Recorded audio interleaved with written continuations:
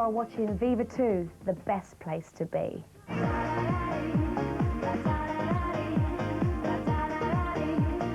Keep watching, because coming up I'll be on A Matter of Taste. Recht hat sie, ihr seid am denkbar besten Ort der Welt gelandet bei VIVA2. Schließlich gibt es nur bei uns jetzt Geschmackssache mit Samantha Fox. Unter anderem wird die Engländerin heute die schonungslose Wahrheit über ihr erstes Schäferstündchen offenlegen. Doch damit nicht genug. Frau Fox wird nämlich auch die Schattenseiten ihres glamourösen Lebens vor uns ausbreiten. So erfahren wir heute die definitiv letzten Dinge über Samanthas Tätigkeiten im Schultheater, im Handarbeitskurs und die Zeit, als sie noch mit roter Lederjacke und Schnürjeans durch England lief. Ich wünsche euch viel Spaß bei Geschmackssache mit Sam Fox. Die folgende Sendung wird Ihnen präsentiert von TV Movie, der Programmzeitschrift mit dem Quickfinder.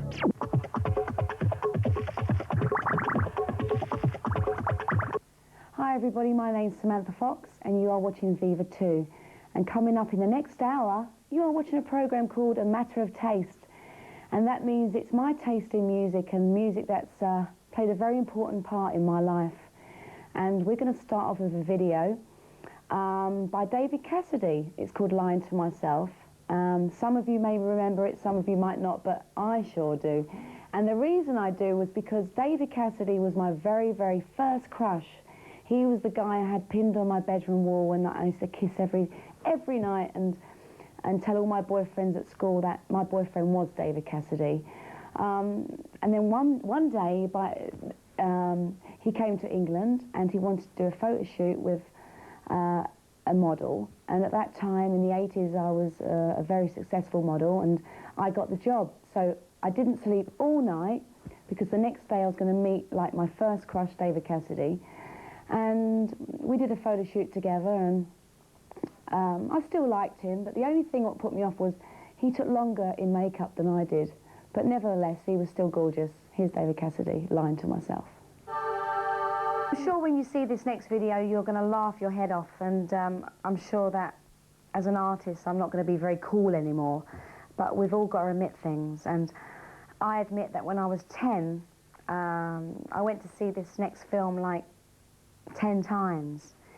And my very first acting, let's say my very first stage thing I did at school was a re-edition of John Travolta and Olivia Newton-John in You're the One That I Want. I made a pair of satin trousers in needlework class, which took me about 6 months. And I chose the best looking boy in the school to play opposite me as John Travolta. And then we chose some girls to be the Pink Ladies. And we presented this show in front of all the parents of the school and we got a standing ovation. But I remember in particular on rehearsals, you know the scene in You're the One That I Want where she has the cigarette and she puts it out? Well, I think I took it a bit too far because I was only like 10 years of age and I remember doing this and with the cigarette and the headmaster saying, Samantha, you cannot do this, and plus, you're being far too suggestive. And I said, what does that mean, sir? I didn't even know what the word suggestive meant at the age of 10, but all I can say is this was one of my favourite films. I thought Olivia Newton-John, the way that she changed during the film and became this big sex symbol at the end was just fantastic, and I'm sure every young girl's dream to look like one day. And come on, admit it, we all saw this film and we all loved it. This is You're the One That I Want, Mega Mix by Grease.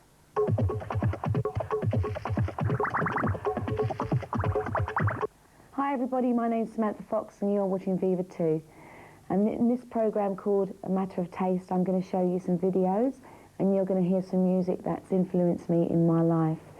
We're going to go to the age when I was around about 15, when there was a big mod revival in England and all the kids were into groups like Madness, The Jam, Selector, The Beat.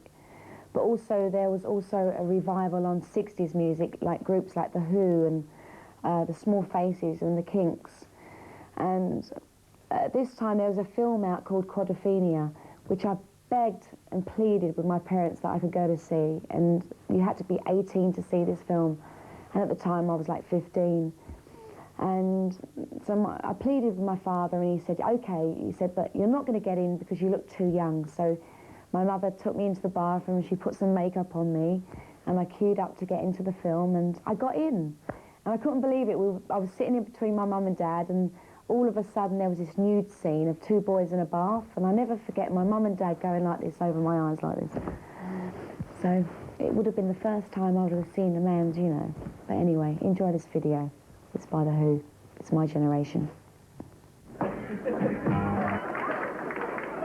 My next video is by The Stranglers, and this was when I went through my punk stage, and I had a boyfriend. He was called David, and he was a punk rocker, and every time he used to come and pick me up to take me to the movies or something, my mum and dad used to kind of say, he's here again. And he used to walk up the garden path in a pair of bondage trousers. And I'll never forget this time because one of our first dates was to go to a Stranglers concert, and it was my very first concert. And at that time, I didn't own a leather jacket. He did, and many of his friends owned leather jackets because at that time, everybody was a punk. I mean, I considered myself a punk, but I didn't have the right clothes because at that time, I only had a Saturday job in a greengrocer's and couldn't afford to buy leather jackets. So before this particular concert, I saved up for 6 weeks. I worked in a greengrocer's every Saturday, and I got like £5, and I saved up like £50 to buy my first leather jacket.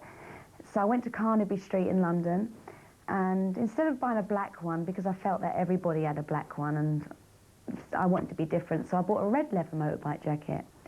And I arrived at the Stranglers concert, and I was the only person in a red leather motorbike jacket. And my boyfriend was really disappointed. He said I didn't look like a proper punk. So yeah, this was my very first concert, and I remember headbanging through the whole thing and waking up the next morning with a terrible neck ache.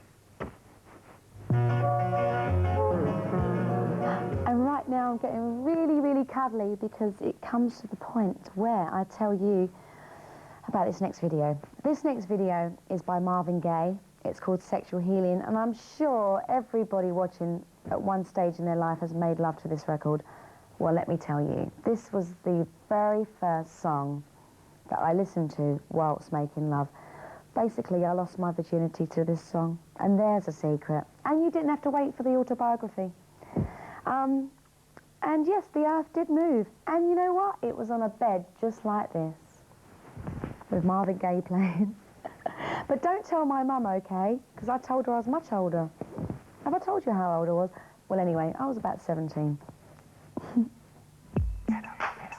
1983 was a very, very important year for me because it was the year I left school and also the year that I became Britain's #1 page 3 girl. And in 1983 was also the most busiest year of my life because every day I was doing photographic sessions and I was working with all the top photographers in England and across seas too. And when I used to arrive at the photographer's studio, they used to ask me what kind of music I wanted. And most of the time they never had any good tapes to listen to. So in the end I decided to take my own music with me because some days it was like early morning and it would be Monday morning blues and you wouldn't feel like looking sexy, you wouldn't feel like doing these photographs, you know. So one of my favourite songs at this time was Girls on Film by Duran Duran. Just the beginning of this music, just the clicking of the camera used to get me in the mood for taking my photographs. And also this video is very, very sexy and I'm sure all you boys will love it, especially if they play the long version. This next video is by another favourite band of mine called Kiss. I started getting into rock music after my punk days. I was like into groups like AC/DC, Kiss, Deep Purple, Van Halen. And when I lived in New York in 1989, I was recording with a group called Full Force, and every day I used to get this phone call from Paul Stanley, who was the guitarist in Kiss and lead singer, kept asking me for a date, and I kept saying no, no. And then one day he was standing outside the studio waiting for me, and I just walked straight past him because I didn't recognise him without his makeup on. And then he persisted for another week, and in the end I went to dinner with him. We got on fantastically well. And then I basically dated him for about 2 years, had a really great time, learned a lot about the music business, had a lot of fun going on tour with him. He came on tour with me. And in the end, I left America, and it was just very difficult for us to continue a relationship overseas. So when I see Paul Stanley on videos, it brings back great memories.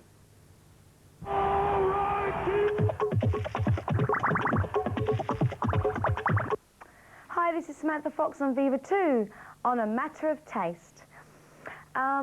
This next video is called Another Brick in the Wall by Pink Floyd, and I guess I chose this because when it came out, we all felt in school we were quite rebellious, this song about teachers.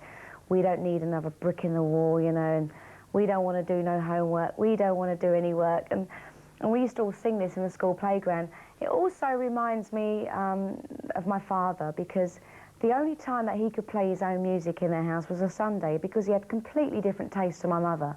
My mother used to like soul music like Diana Ross and Marvin Gaye, but my dad used to love groups like Pink Floyd or Deep Purple, AC/DC, and the only day that he could play them was on a Sunday. So this really reminds me of the times I used to spend, at home with my family and actually be, there sitting with my dad listening to alternative music, because my mum used to just play all her stuff all week long. And also in this video, there's one of my best mates in there. Her name's Pauline, and she's in the part where all the schoolgirls get together. And she said it was one of the most exciting days of her life, because the TV crew came round and they all had a day off of school, and they all got their own back on all the teachers, basically. So I like Pink Floyd a lot, and I love this song. I hope it brings back a lot of memories for you. This next video I'm going to show you is by a woman that I've deeply admired all my life, and since I was a little girl, when I very first the band Fleetwood Mac, and my very first album, which I loved, was called Rumours by them. On that album, my favourite singer was Stevie Nicks, and I always hoped that one day I would grow up and I would sing like her, and that one day maybe I'd write the same kind of lyrics that she writes. I admire her songs because I always feel that she writes songs that what all women are feeling. Like this video coming up, life is a bitch. I mean, we all say it to each other, and we all think that. And I was really pleased to meet her for the first time in my life at Brown's nightclub in London, and we got on really great. I told her that I was a big fan, and she signed me an autograph. I think it was the first person I'd ever asked for their autograph, so I was kind of embarrassed, but at the same time, this is someone that I used to watch from the age of 6 onwards. So Stevie, keep going strong, you look great and you have a fantastic image. I think she's feminine of the feminine. She's all woman. Well, as you can see, it's getting late now and I'm all snuggly in bed, and I'm going to show you the last video. Well, guess what? It's a video by me, and it's my new video. It's called Let Me Be Free, and basically I couldn't feel freer than ever. I'm free to do what I want, I'm free as a bird, and I love this song because every time I sing it, it makes me feel really happy and really positive. The video has a very strong element for women, to be strong, and as you can see in this video, my boyfriend is a boxer, and at the end I knock him out and I say, let me be free, let me do what I want to do.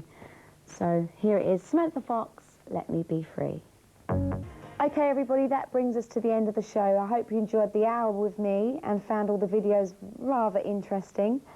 And of course, I hope you liked mine, because mine was the best, wasn't it? Well, on that point, I'd like to say lots of love and lots of kisses, sweet dreams, because I'm going to sleep now, all by myself. Good night.